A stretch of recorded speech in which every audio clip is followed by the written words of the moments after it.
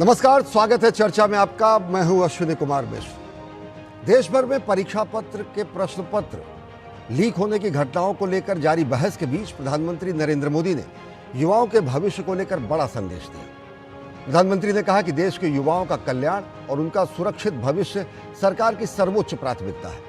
उन्होंने ऐलान किया कि पेपर लीक के मामलों में दोषियों को जल्द से जल्द कड़ी से कड़ी सजा दिलाने के लिए फास्ट ट्रैक अदालतें स्थापित की जाएंगी।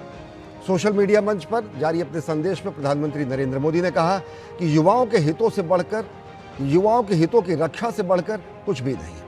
उन्होंने कहा कि सरकार ने पेपर लीक के मामले की त्वरित सुनवाई और दोषियों को सख्त सजा सुनिश्चित करने के लिए फास्ट ट्रैक कोर्ट स्थापित करने का फैसला किया है। साथ ही संबंधित अधिकारियों को इस दिशा में आवश्यक कदम उठाने के निर्देश दिए गए हैं। प्रधानमंत्री ने स्पष्ट चेतावनी देते हुए कहा कि जो लोग देश के युवाओं के भविष्य से खिलवाड़ करेंगे उन्हें किसी भी कीमत पर बख्शा नहीं जाएगा। उन्होंने कहा कि ये फैसला छात्रों के हितों की सुरक्षा के लिए उठाए जा रहे हैं और व्यापक कदमों की जो श्रृंखला है उसकी एक कड़ी है। इसी क्रम में केंद्र सरकार ने नीट पेपर लीक से जुड़े मामले की त्वरित सुनवाई के लिए 4 राज्यों में फास्ट ट्रैक कोर्ट स्थापित करने की पहल शुरू की है। इसके लिए केंद्र सरकार संबंधित राज्यों और उच्च न्यायालयों को पत्र लिखेगी ताकि मामलों की जल्द से जल्द निपटारा संभव हो सके और दोषियों को शीघ्र सजा मिल सके। मौजूदा नीट पेपर लीक मामले में सार्वजनिक परीक्षा अनुचित साधनों के रोकथाम अधिनियम 2024 के तहत 4 मामले दर्ज किए गए हैं। ये मामले औरंगाबाद, नागपुर, कोलकाता और जबलपुर में हैं। इनमें से 2 मामले बॉम्बे हाईकोर्ट के अधिकार क्षेत्र में आते हैं, जबकि अन्य मामले कलकत्ता और मध्य प्रदेश हाईकोर्ट के अधिकार क्षेत्र में हैं। इन सभी मामलों की सुनवाई के लिए प्राथमिकता के आधार पर फास्ट ट्रैक अदालतें गठित करने का प्रस्ताव है। सरकार की योजना है कि इन फास्ट ट्रैक अदालतों में रोजाना सुनवाई हो ताकि जांच और न्यायिक प्रक्रिया में तेजी आए, दोषियों को जल्द से जल्द सजा मिले और प्रतियोगी परीक्षाओं की विश्वसनीयता जिससे मजबूत हो। लाखों अभ्यर्थियों की परीक्षा के प्रणाली पर भरोसा और बढ़े। परीक्षा प्रणाली में पारदर्शिता, युवाओं का सुरक्षित भविष्य और मजबूत हो। इसी विषय पर हम चर्चा करेंगे कि कितना दूरगामी साबित होगा ये फैसला, कितना तात्कालिक रूप से ये वर्तमान घटनाओं पर असरदारी होगा, कितना ये युवाओं के छात्रों की आशंकाओं को निर्मूल साबित करेगा और कैसे ये परीक्षाओं की शुचिता भी सुनिश्चित करेगा।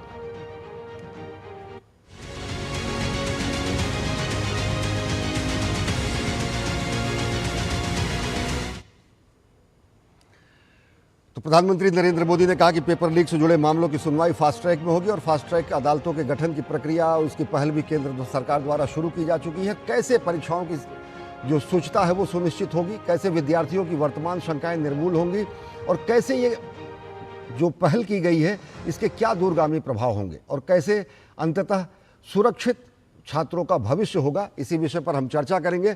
हमारे साथ 2 खास मेहमान जुड़ चुके हैं। हमारे साथ जुड़ चुके हैं प्रफुल्ल केतकर जी, संपादक हैं, ऑर्गेनाइजर में। बहुत बहुत स्वागत है प्रफुल्ल केतकर जी आपका। और साथ ही साथ हमारे साथ जुड़ चुके हैं संजय चड्ढा जी, जो कि वरिष्ठ अधिवक्ता हैं सुप्रीम कोर्ट के। आप दोनों खास मेहमानों से हम चर्चा करेंगे, लेकिन हम आइए आपको दिखाते हैं कि कैसे कार्यप्रणाली होती है फास्ट ट्रैक कोर्ट की और क्या कुछ कहा प्रधानमंत्री नरेंद्र मोदी ने और क्या वर्तमान जो परिस्थितियां हैं उनमें कितना ये छात्रों की शंकाओं को निर्मूल साबित करेगा। पेपर लीक की घटनाओं के सिलसिले में केंद्र सरकार ने महत्वपूर्ण कदम उठाया है। प्रधानमंत्री ने घोषणा की कि पेपर लीक के मामलों की तेज सुनवाई और दोषियों को जल्द से जल्द सजा दिलाने के लिए फास्ट ट्रैक कोर्ट का गठन किया जाएगा। प्रधानमंत्री ने कहा कि युवाओं का भविष्य सरकार की सर्वोच्च प्राथमिकता है और छात्रों के भविष्य के साथ खिलवाड़ करने वाले किसी भी व्यक्ति को बख्शा नहीं जाएगा। आखिर फास्ट ट्रैक कोर्ट क्या होते हैं, कैसे इनका संचालन होता है और पेपर लीक के मामलों में तेजी से कैसे न्याय सुनिश्चित होगा, देखिए हमारी खास रिपोर्ट।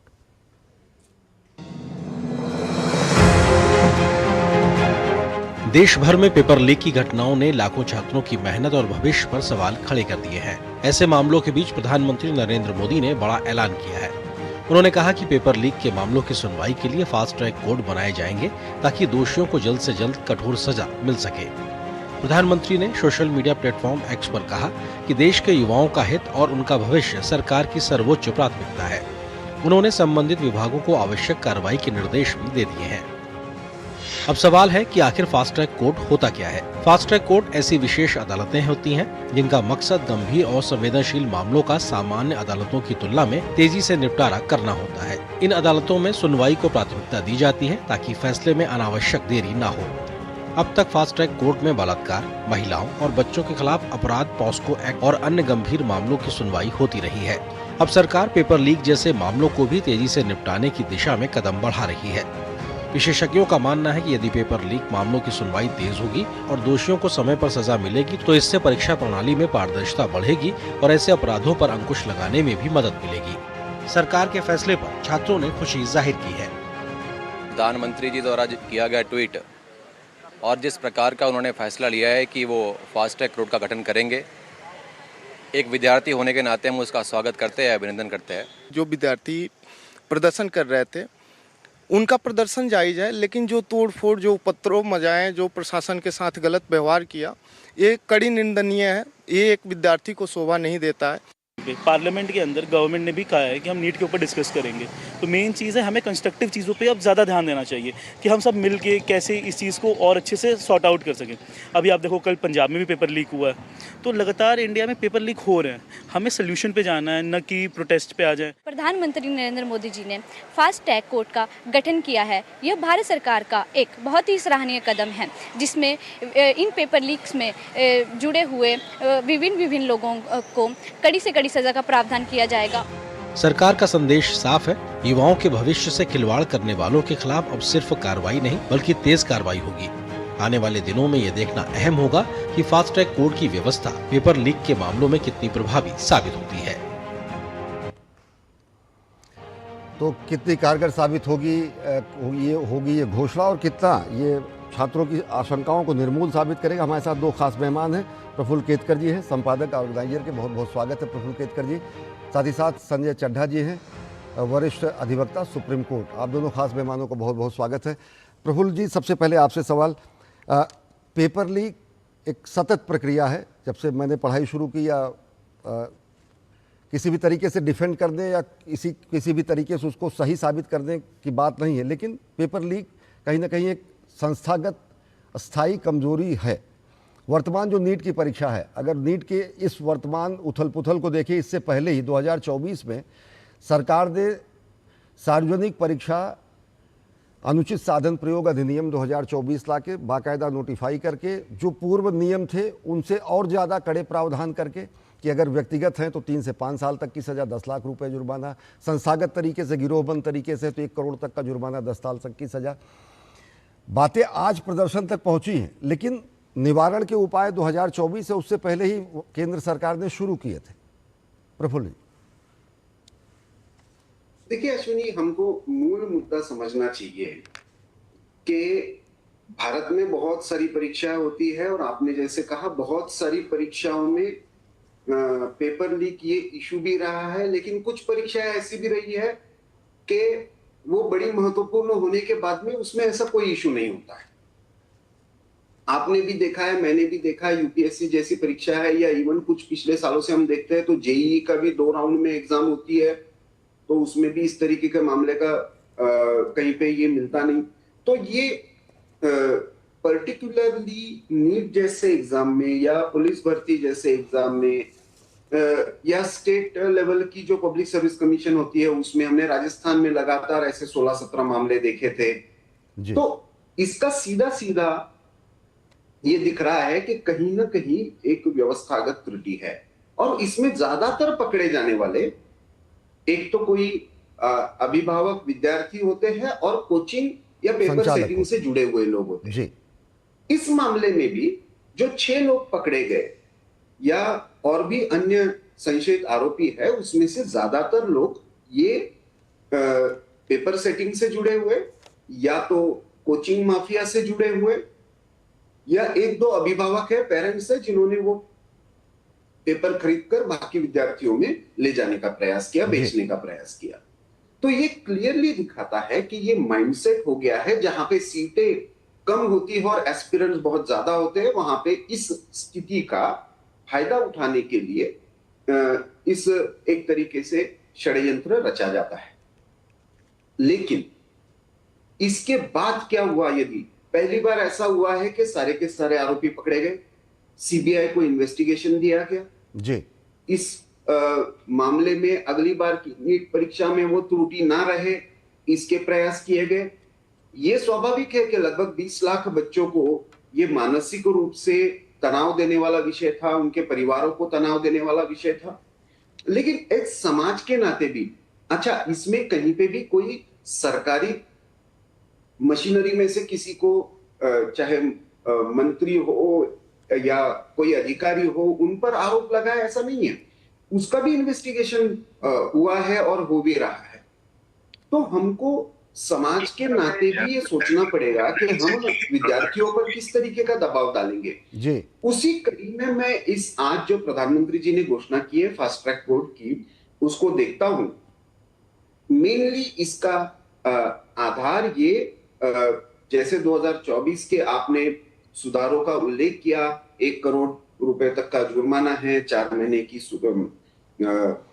तुरंत जेल है। तो ये उसी कड़ी में आगे है, जब ऐसे काम करने वालों पर कुछ ना कुछ अंकुश न्याय लगे। व्यवस्था जी, का बना रहे। जी संजय चड्ढा जी, मुझे लगता है अश्विनी, इसमें थोड़ा सा हमको आगे बढ़ना चाहिए। एक होलिस्टिक सिस्टमिक रिफॉर्म्स को लेकर सही से डिस्कशन हो। दुर्भाग्य से इस प्रोटेस्ट में तो उस पर कोई चर्चा होती हुई नहीं दिख रही है। जी संजय चड्ढा जी, वरिष्ठ अधिवक्ता सुप्रीम कोर्ट हमारे साथ जुड़े हुए हैं। संजय चड्ढा जी, अगर देखें तो फास्ट ट्रैक कोर्ट एग्जिस्ट करती हैं, हर ज़िले में फास्ट ट्रैक कोर्ट एग्जिस्ट करती हैं, जहां पर चाहे पॉक्सो के मामले हो, महिला उत्पीड़न के मामले हो, भ्रष्टाचार के मामले हो, इकोनॉमिक ऑफेंस हो, MP MLA अलग कोर्ट है। सरकारी पहल पर, केंद्र सरकार के पहल पर, सुप्रीम कोर्ट के पहल पर फास्ट ट्रैक अदालतों की स्थापना है। अब जब एक और इसमें आयाम जुड़ रहा है कि परीक्षा लीक जैसे जो मामले हैं, अभी भले ही 4 जगहों पर हैं, लेकिन अगर भविष्य में कहीं भी इस तरीके से मामले आते हैं तो क्या उनकी भी सुनवाई उन जिलों के फास्ट ट्रैक अदालतों में होंगी, या जो ये अदालतें होंगी स्पेशल अदालतें होंगी, फास्ट ट्रैक स्पेशल कोर्ट होंगे, या फिर जो ये अभी प्रक्रिया है इसको अमली जामा पहनने में, धरातल तक आने में, क्योंकि संबंधित उच्च न्यायालयों से अभ्यावेदन करने के बाद गठन किया जाता है, तो किस रूप में देखते हैं इस घोषणा को और ज़मीनी हकीकत तक आने में? ये जो घोषणा है, सबसे पहली बात, क्योंकि ये बहुत इस पर्टिकुलर चीज का इम्पैक्ट भारत के जन जन पे है, इसी को सोचते हुए प्रधानमंत्री ने इसकी घोषणा की है, पहली बात। दूसरी बात जो सबसे अहम है वो ये है, जैसा कि आपका सवाल था कि ये कैसे बनेगी और कैसे कार्य करेगी। देखिए, स्पेशल न्यायालय जो होते हैं, स्पेशल कोर्ट जो होते हैं, वो स्पेशल कोर्ट एक पर्टिकुलर सब्जेक्ट को लेके रिलेटेड होते हैं, जहां पे स्पीडी जस्टिस दिलानी होती है। अन्य कोई भी प्रकार का केस जो है उसके पास नहीं दिया जाता, जिससे कि इस तरह के जो केसेस जिसके लिए वो कोर्ट बनाई गई है, उनमें किसी भी तरीके की कोई कोताही हो। अब देखिए, इसके बहुत आयाम हैं। पहला आयाम देखिए, जब सबसे पहले इस तरह का कोई कृत होता है तो उसकी FIR होती है। FIR के बाद एक पूरा प्रोसेस इन्वेस्टिगेशन का प्रोसेस है।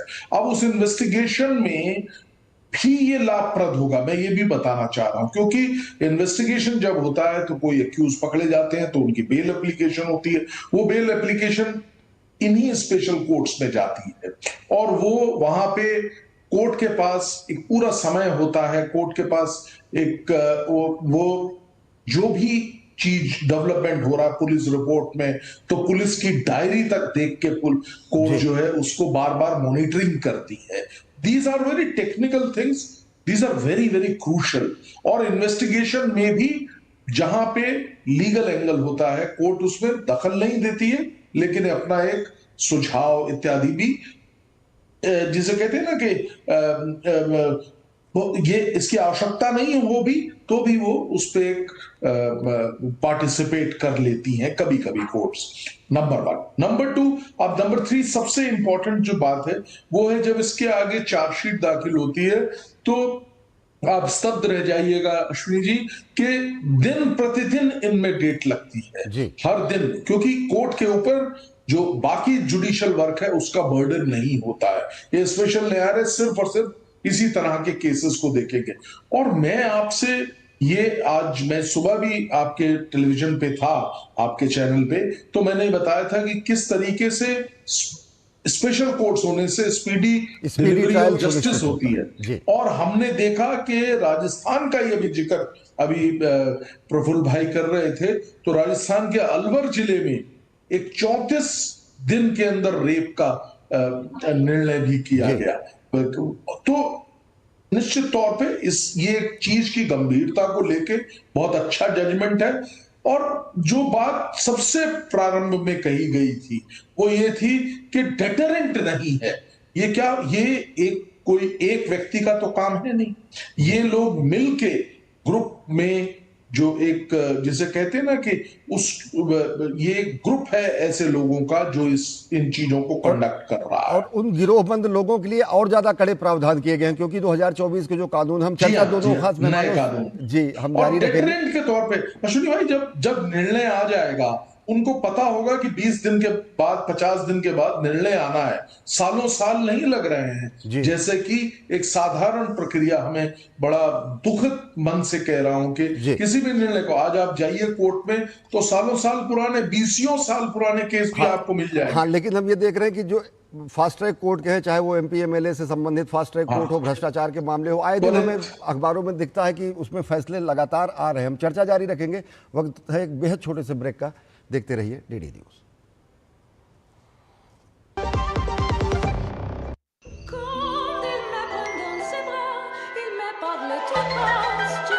KYC अपडेट के लिए अनजान लिंक खोलना मतलब चोरों के लिए अपना दरवाजा खोलना।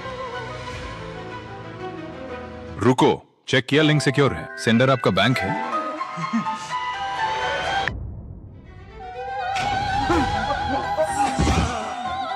फर्जी KYC अपडेट, लिंक से बचिए। झूठी जल्दबाजी में ना फंसिए। RBI कहता है जानकार बनिए, सतर्क रहिए।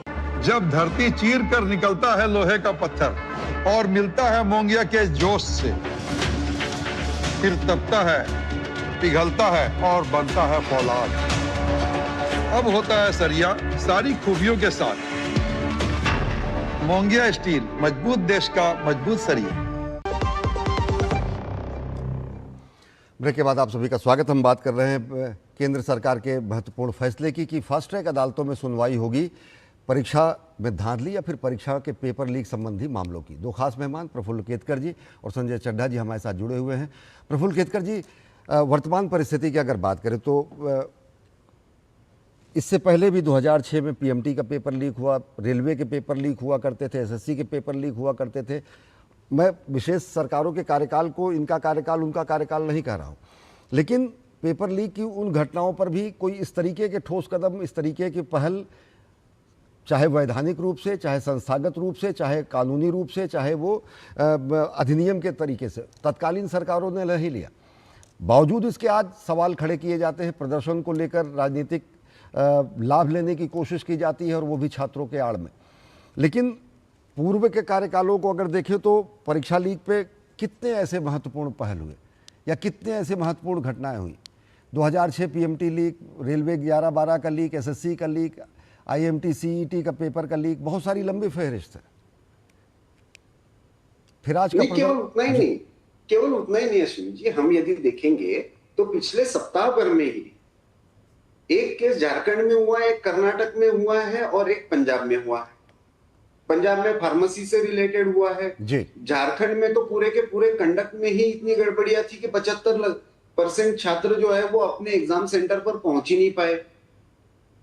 तो इसमें कहीं ना कहीं इस मुद्दे का राजनीतिकरण हुआ है। और मूल मुद्दे जो थे, जो देखिए नीट की स्पेसिफिकली एग्जाम में मेन इशू जो रहा वो डिमांड सप्लाई का रहा।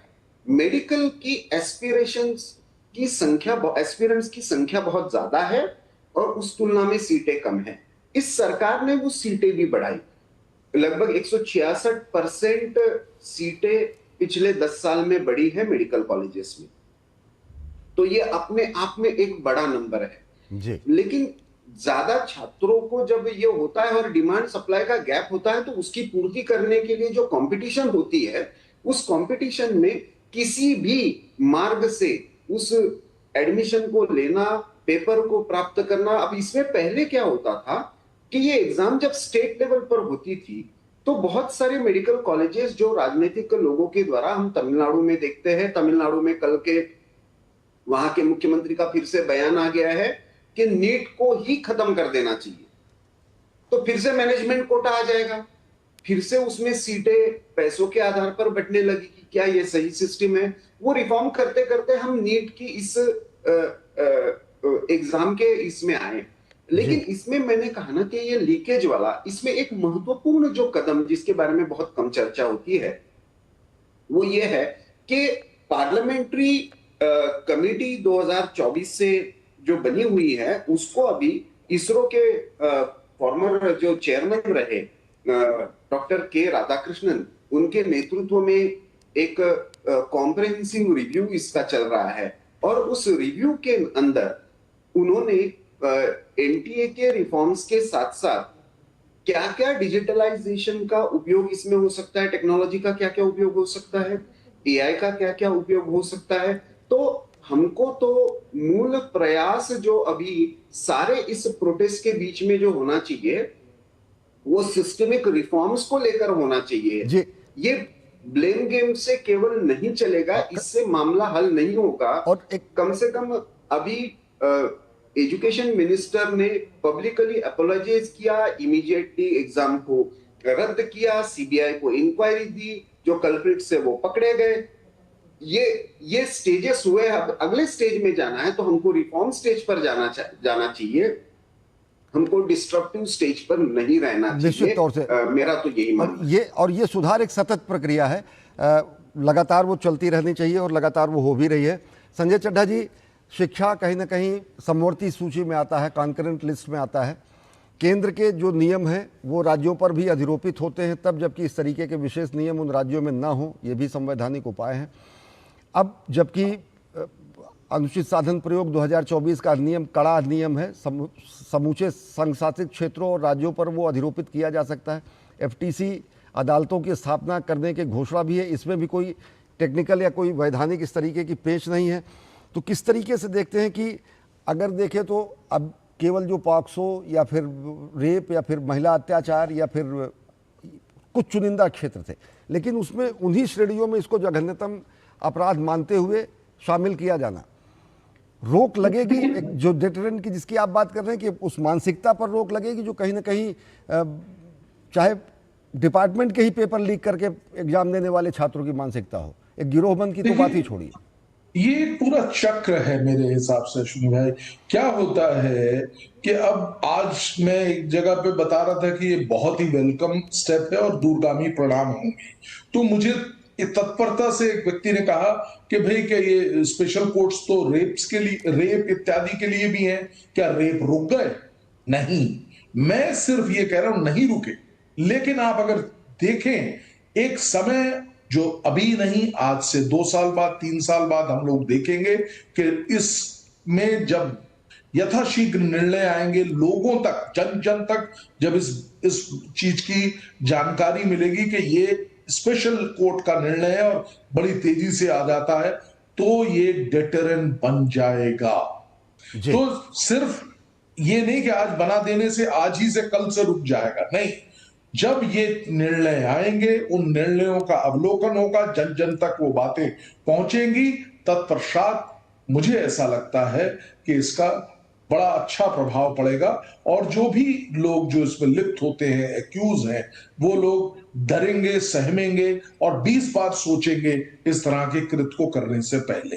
जी, प्रफुल्ल केतकर जी, चलते चलते बेहद संक्षेप में आखिरी सवाल कि राजनीति से इतर या फिर इन अन्य चीज़ों से आरोप प्रत्यारोप की राजनीति से इतर यूपीएससी एक ऐसा जिसको विशिष्टतम उदाहरण है जहाँ से पेपर लीक नहीं होते हैं, यदा कदा कोई चुनिंदा किस तरीके की, कहीं ना कहीं उस तरफ भी जाकर, चाहे वो प्राइवेट एजेंसीज इन्वॉल्व होती हों या फिर एक संस्थागत जो निष्ठा होती है उसकी, या जो जिसको कहते हैं कि वो पीढ़ी दर पीढ़ी जो संस्था अपनी निष्ठा तैयार करती है, उस तरीके की परीक्षा व्यवस्था की भी साख कहीं ना कहीं और ज़्यादा मजबूत होगी। बिल्कुल, देखिए अभी जो सबसे बड़ा बदलाव अश्विनी इसमें आया है वो टेक्नोलॉजी के कारण आया है जी, लेकिन जब तक आप उस टेक्नोलॉजी का सकारात्मक उपयोग नहीं करेंगे, जैसे के राधाकृष्णन कमेटी ने एक प्रस्ताव ये दिया है कि किसी भी सेंटर को एग्जाम शुरू होने से 1 घंटा पहले से क्वेश्चन पेपर ही ना मिले, वो लॉगिन करके ही हो, उसमें रीशफलिंग का ऑप्शन हो। तो ऐसे में बहुत सारे टेक्नोलॉजी के उपयोग हम ऐसे कर सकते हैं कि जिसमें पहले वो पेपर छपके जाने का कहीं पे सेंटर पर भेजने की आवश्यकता ही ना पड़े जी। तो मुझे लगता है उस दिशा में हमको आगे बढ़ना चाहिए। दुर्भाग्य से ऐसा लगता है जी। कि ये जो सारा आंदोलन की दिशा चल रही है उसमें इस पर किसी को चर्चा करने का समय नहीं है। हर एक को अपनी राजनीतिक रोटी सेकने में ही ज्यादा आनंद मिल रहा है। जी, और वो क्षुद्र राजनीतिक प्रयास इन छोटे छोटे मामलों पे छात्रों के भविष्य से खिलवाड़ कर नहीं किए जाने चाहिए। बहुत बहुत धन्यवाद प्रफुल्ल केतकर जी, बहुत बहुत धन्यवाद चड्ढा साहब हमसे जुड़ने के लिए और विस्तार से अपनी बात रखने के लिए। तो निश्चित तौर से जीरो टॉलरेंस की नीति है पेपर लीक जैसे मामलों पर, परीक्षा पर धांधली के मामलों पर। स्पष्ट तरीके से ये सुनिश्चित होगा आने वाले दिनों में कि तेज त्वरित न्याय सुनिश्चित होगा और दोषियों को कड़ी से कड़ी सज़ा मुकर्रर होगी। पेपर लीक के जो दोषी होंगे उनको फास्ट ट्रैक सजा भी हासिल होगी। इस कार्यक्रम में फिलहाल इतना ही। देश और दुनिया की ताज़ा तरीन खबरों के लिए देखते रहिए DD न्यूज़। नमस्कार।